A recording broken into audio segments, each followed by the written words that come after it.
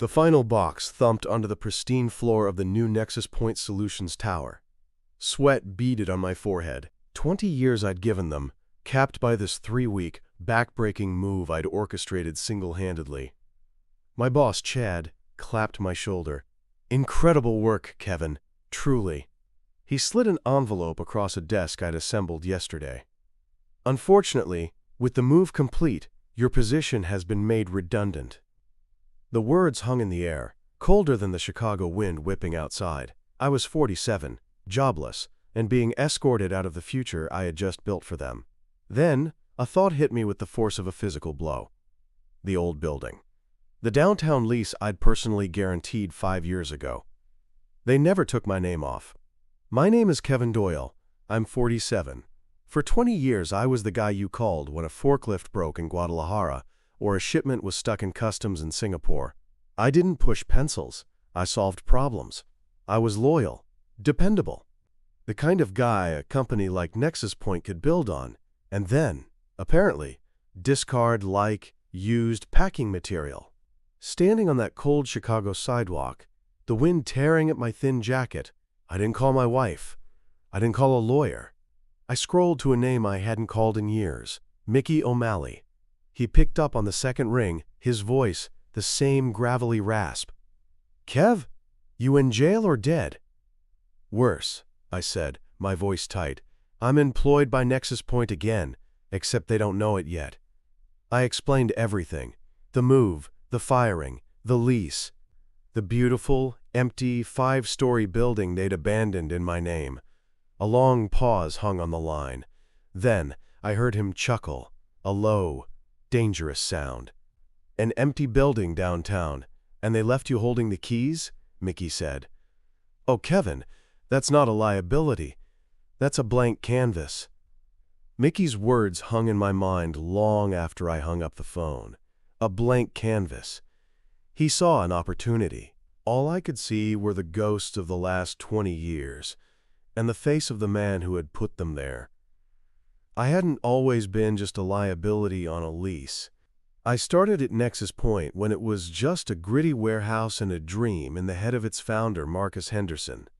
I wasn't a manager. I was the kid sweeping floors who could hotwire a faulty generator with a paperclip and a prayer. Henderson, the old man, liked that. He valued grit over degrees. He once saw me spend 36 straight hours rerouting a fleet of trucks stranded by a blizzard, working on nothing but lukewarm coffee and sheer stubbornness. The next day, he threw a set of keys on my desk. "Your office," he grunted. "Stop solving my problems from the floor." For 15 years, we built an empire together. Then the old man's health started to fail, and his son Chad came home. Chad, with his Ivy League MBA and his condescending smile, saw Nexus Point not as a family, but as an underperforming asset. He saw me as a relic, a folksy anecdote from a bygone era. He replaced handshakes with performance reviews and my gut instincts with algorithms. 5 years ago, before Henderson fully retired, we secured the downtown building. It was our crown jewel. The bank got cold feet, demanding a personal guarantee from someone with operational skin in the game. Henderson didn't hesitate. He pulled me into his office. The smell of old leather and cigars thick in the air. "Kevin," he said, his voice heavy with meaning, "this company runs on 2 things, my vision and your sweat. The bank needs to know we're both tied to this ship. I signed the lease guarantee that day. It wasn't a contract, it was a coronation. Chad never understood that. To him, loyalty was just a data point you could delete. During the move, he'd stroll through the chaos in his $1,000 suit, sipping an espresso. "Still playing with boxes, Kevin?" He'd smirk. "Try not to strain yourself. We have people for that." He made me feel like the janitor again, intentionally, one last little power play before he cut me loose. He probably saw the lease guarantee in some file, a dusty artifact of his father's sentimental management style. An oversight. A loose end he was too important, too forward-thinking to tie up. He was so busy building his shiny new monument to efficiency on the north side that he forgot about the foundation his father and I had laid downtown. He forgot that the man whose name was still on that foundation was the same man he'd just thrown out into the cold. But details were my specialty. And Chad had just forgotten the most important one of all. The old key felt cold and familiar in my hand. It slid into the lock of the service entrance with a soft click, a sound I'd heard 1,000 times. The air inside was stale, thick, with the ghosts of photocopier toner and forgotten deadlines. They hadn't even bothered to change the locks. Arrogance. Pure, unadulterated arrogance. I walked the empty floors. It wasn't just empty. It was ransacked. Desks were overturned. Cables snaked across the floor like dead pythons. Chad's professional movers had clearly taken what was valuable for the new office and trashed the rest. But Chad, in his infinite wisdom, had misjudged what was valuable. In the old server room, humming faintly on a backup battery, sat a rack of older servers they'd deemed too much trouble to wipe and transport. Down in storage, I found pallets of outdated but functional warehouse scanners, RFID readers, and specialty printers. To a suit like Chad, it was junk. To a logistics guy, it was a startup kit. My phone buzzed. An unfamiliar number. I let it go to voicemail. The message was exactly what I expected. Mr. Doyle, this is Alan Chen, property manager for the Sterling Building. We've been notified by Nexus Point that they have vacated the premises. According to our agreement, you are the primary leaseholder. Rent is due on the 1st, and we need to discuss the status of the property immediately. I called Mickey first, my voice echoing in the cavernous main office. I'm in. They left everything. Server racks, old scanners, even the damn furniture. Mickey laughed, that same gravelly sound from a life spent in smoky backrooms. Chad's spring cleaning is your Christmas morning. What about the landlord? Just left a message. He sounds concerned. Let him be concerned, Mickey advised. You're not the one who broke the lease, Kevin. They are. You're just the responsible party left cleaning up the mess. Call him back. Be polite, be professional, and be in charge. I took a deep breath, stood in the center of what used to be my life, and dialed Mr. Chen. Mr. Chen, I began, my voice steady, betraying none of the fury boiling inside me. Kevin Doyle returning your call. Apologies for the confusion. There's been a bit of a corporate restructuring. Restructuring? Chen's voice was sharp, skeptical. Mr. Doyle, the building is abandoned. Nexus Point's legal department told us they were terminating the lease. That was a miscommunication from a junior executive, I said, the lie tasting sweet as I pictured Chad's furious face. Nexus Point's corporate entity has indeed vacated. However, the lease is being assumed by a new operational subsidiary. We're in a transitional phase. There was a pause. I could hear him shuffling papers, the sound of a man trying to find his footing. A new subsidiary, what's it called? I looked around the dusty, discarded chaos. I saw the pallets of scanners, the forgotten servers, the foundation of a new enterprise built from the scraps of the old. The name came to me in a flash of pure, unadulterated spite. Phoenix, I said. Phoenix Logistics. And you are? I'm the one in charge, I said, a smile touching my lips for the first time in days. The rent will be there on the 1st, Mr. Chen. You have my word. Hanging up, the silence of the building felt different. It wasn't empty anymore, it was waiting. Chad thought he'd erased me, deleted me like a redundant file. He didn't realize he'd just handed me the keys to his undoing. He'd left a ghost in his old machine, and this ghost was about to start haunting him.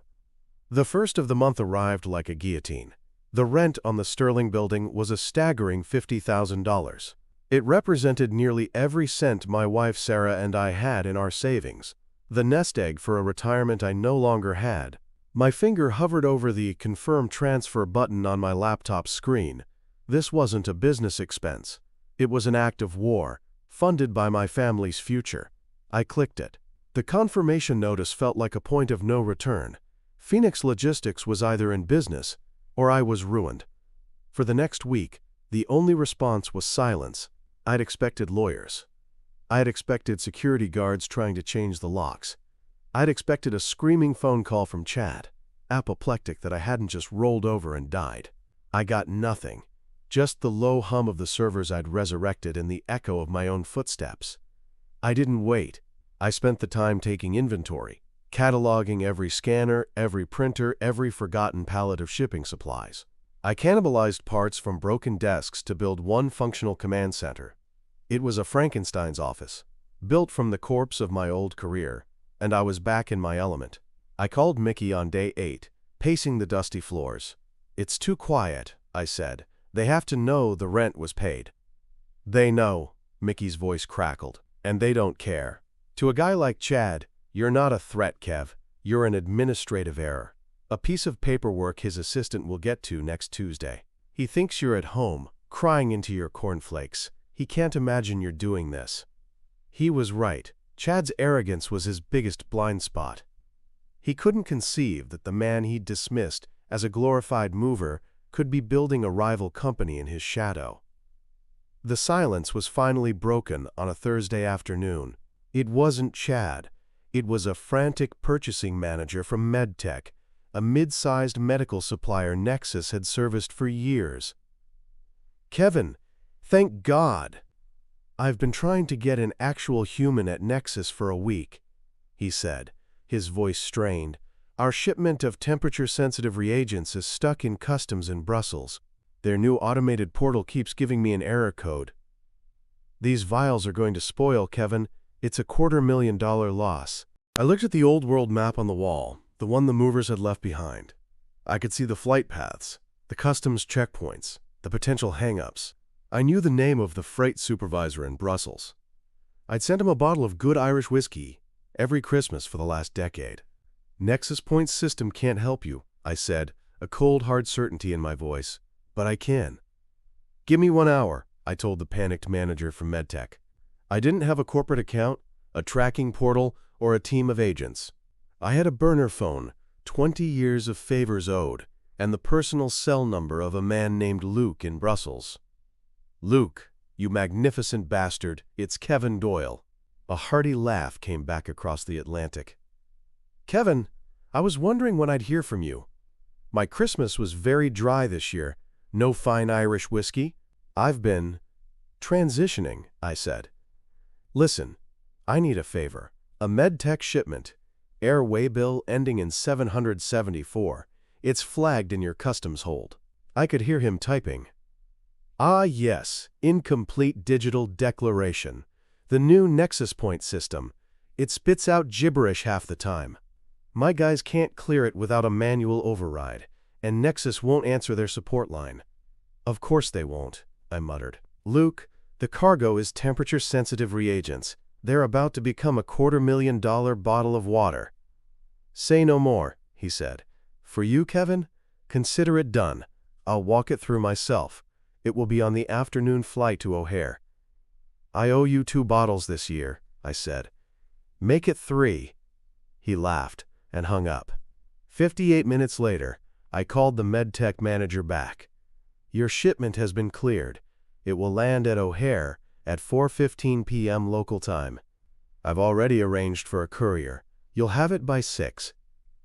The silence on the other end was deafening. "How?" he finally stammered. "How did you do that? I've been fighting with a chatbot for 3 days." "I know the guy," I said simply. "Chad's new system doesn't. That's the difference." I let that sink in. My new company, Phoenix Logistics, handled this. We offer proactive, personalized logistics management. No chatbots, no error codes. Just solutions. I can send you a service contract. We'll beat Nexus Point's rate by 10%. "Send it," he said, without a moment's hesitation. "Send it now." The signed MedTech contract, our first official revenue, felt heavier than any paycheck I'd ever received. It was validation. It was ammunition. But it wasn't enough. I was one man in a 5-story building. This wasn't a one-man job. I called Mickey. "We have our first client," I said, the words tasting like victory. "I saw the wire transfer," Mickey replied. his voice smug. "I took the liberty of setting up your corporate accounts. You're officially the president and CEO of Phoenix Logistics. I'm your COO. I'll be there Monday. My rate is a 20% stake in the company." I didn't argue. 20% of nothing is still nothing, Mickey. "Not for long, kid," he rasped. "Not for long. What did they leave you in that server room?" That was the question. The next morning, I powered up the old Nexus Point server they'd been too lazy to wipe. It was a digital ghost town, a snapshot of the company right before Chad's streamlining. But buried in the archives, I found the motherlode. Not client lists, but 2 complaint lists. Every service ticket, every late shipment report, every angry email from the past 2 years that had been escalated past the automated system and landed on my old desk. These were the clients who, like MedTech, needed a human touch. These were the people Chad's algorithms were failing. When Mickey arrived on Monday, he wasn't the barroom fixer I remembered. He wore a surprisingly sharp suit, carrying a briefcase and 2 cups of coffee. He surveyed the dusty, chaotic office I'd assembled. "Cozy," he deadpanned. "I like what you've done with the place. Very post-apocalyptic." I pointed to the server screen, glowing in the dim light. "Forget the decor. Look at this." I showed him the files. A pharmaceutical company in New Jersey with chronic delivery delays. A textile importer in California constantly fighting billing errors. A small machine parts manufacturer right here in Illinois whose owner had threatened to sue after a critical shipment was sent to Milwaukee by mistake. A slow, predatory grin spread across Mickey's face. "Oh, Kevin, this isn't a complaint list. It's a target list. These aren't just former clients. They're disgruntled, neglected assets waiting to be acquired. We spent the next 2 weeks on the phone. We didn't do a hard sell. We didn't have a marketing budget. We had something better. Information. I'd call. Hi, this is Kevin Doyle. I used to be the director of operations at Nexus Point." That got their attention. "I'm calling about the trouble you had with that shipment to Milwaukee last March." Silence. Then, a flood of pent-up frustration. I'd just listen. Then I'd explain, simply and clearly, how the problem had occurred and how it never would have happened under the old system. And then, the pitch. My new company is built on that old system, the one that worked. One by one they came over. Small contracts at first. Then larger ones. Each one was a pinprick in the side of the Nexus Point behemoth. Each cancellation notice that landed on some junior administrator's desk was another drop of blood in the water. Meanwhile, in his gleaming new office overlooking the city, Chad Henderson scanned his quarterly growth projections. His assistant, a nervous young woman named Brenda, cleared her throat. "Sir, we've had another 7 contract terminations this week. They're all mid-tier accounts. MedTech, Apex Pharma, California Textiles." Chad didn't even look up from his tablet. "Churn, Brenda. It's the cost of progress. We're shedding the high-maintenance, low-margin clients to focus on our enterprise partners. It's trimming the fat. Let them go." One of them mentioned the new logistics firm that poached them. She added hesitantly, Phoenix Logistics?" Chad waved a dismissive hand. "Some bottom feeder picking up our scraps. Don't waste my time with it." He saw a line item on a spreadsheet, a minor loss of revenue. He considered an acceptable casualty in his grand vision. He didn't see the pattern. He didn't see the ghost in his old machine, systematically dismantling his father's legacy, one forgotten client at a time. Back in the Sterling building, Mickey and I stood in front of a massive whiteboard we'd salvaged from a trashed conference room. On it were 12 names: MedTech, Apex Pharma, California Textiles. Every single one had a thick, green checkmark next to it. Beneath them, we'd written our next 20 targets. "It's working," I said, a sense of awe in my voice. Mickey tapped the board with a dry erase marker. "This is just phase 1, Kev. This is the easy part." The problem was, Phase 1 was like trying to drain an ocean with a teaspoon. We were stealing Nexus Point's clients, but Chad was still signing new ones. We were a nuisance, an irritation. We needed to be a heart attack. The opportunity arrived 3 months later, not in an email, but as a force of nature. Hurricane Julia, a Category 4 monster, was churning in the Gulf, bearing down on the port of New Orleans. On the whiteboard, one name remained untouched, circled in red ink: Global Agrochemicals. They were Nexus Point's oldest and largest client, signed by Chad's father himself 30 years ago. Their annual contract was worth more than all our other clients combined. Poaching them was a fantasy. They were too big, too integrated into the Nexus system. My burner phone rang. The display showed the main trunk line for the Sterling building, a number I'd had forwarded to my cell. No one had called that number in months. "This is Doyle." "Kevin? Kevin Doyle? My God, is that you?" The voice was deep, commanding, and panicked. I recognized it instantly. Arthur Sterling, the 80-year-old CEO of Global Agrochemicals. A man who still did business on a handshake and remembered my name from a single meeting a decade ago. "Mr. Sterling, it's been a long time." "No time, Kevin, no time," he barked. "I've got 40 shipping containers of our new hyper-yield fertilizer sitting on a freighter that's about to dock in New Orleans. If that port closes, we miss the Brazilian planting season. It's an $80 million catastrophe. I've been on the phone with that insufferable son of Marcus's. He keeps telling me his logistics matrix is proactively rerouting. The man's a fool, Kevin. He's quoting algorithms at me while a hurricane is about to wash my company's entire quarter out to sea." I closed my eyes, picturing the chaos. The port would be a madhouse. Trucks, trains, ships, all scrambling. An automated system would just see gridlock. But I saw the web of people I knew: the rail yard supervisor in Baton Rouge, the freight coordinator for a private airfield an hour inland. "Chad's system can't help you, Arthur," I said, my voice low and confident. "It sees roadblocks. I see pathways." "What are you saying?" he pleaded. "I'm saying I can get your containers off that ship, onto a rail line, and move to a cargo plane I know in Mississippi before the port even officially closes. They'll be in Sao Paulo in 48 hours, but it won't be Nexus Point moving them. It will be my company."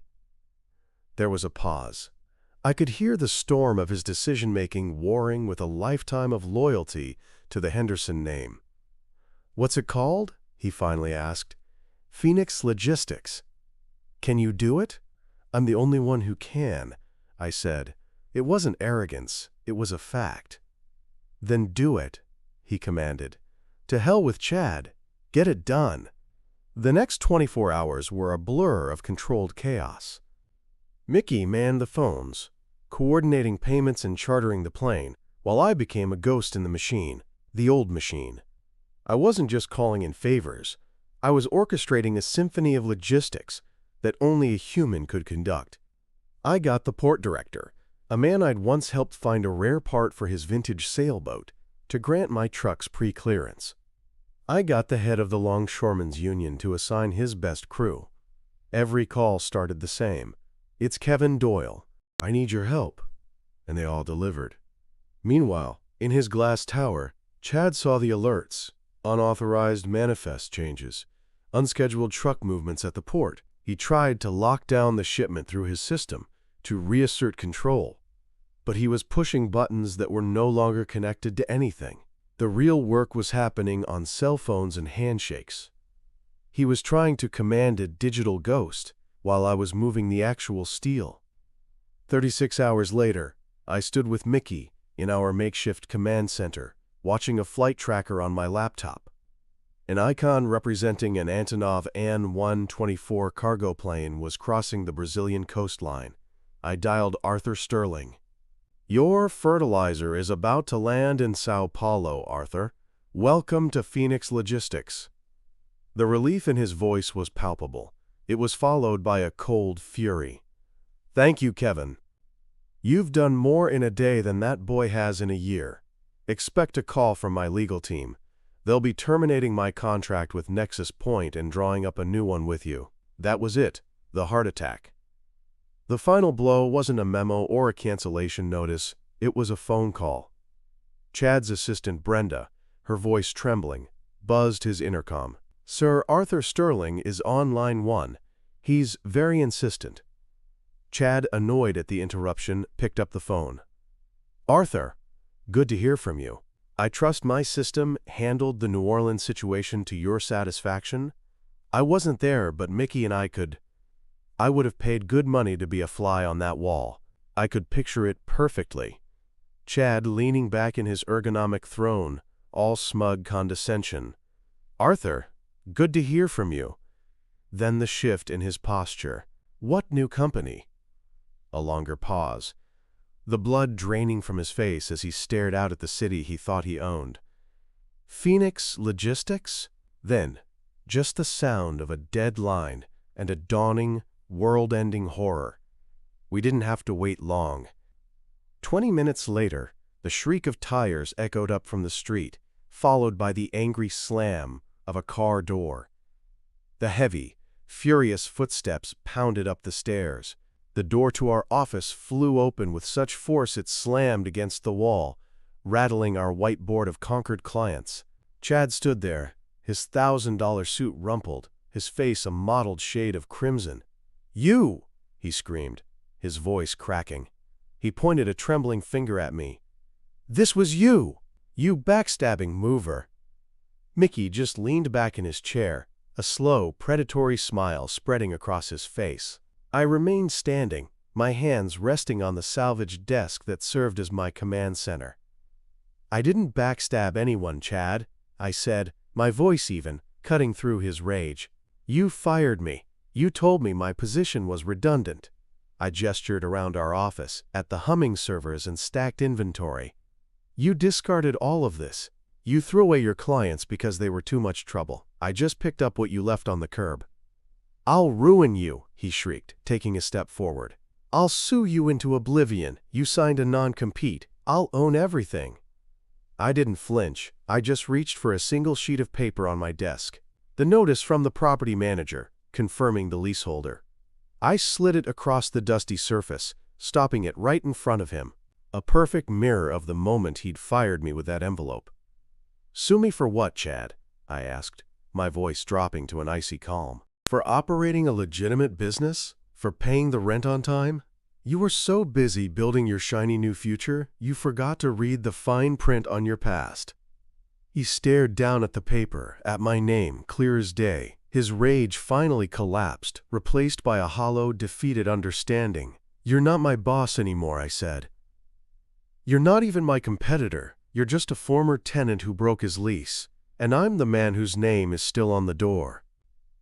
So they think it's over, but they forgot my name is still on the lease for the old building. Give me your best ideas. What would you do in this situation?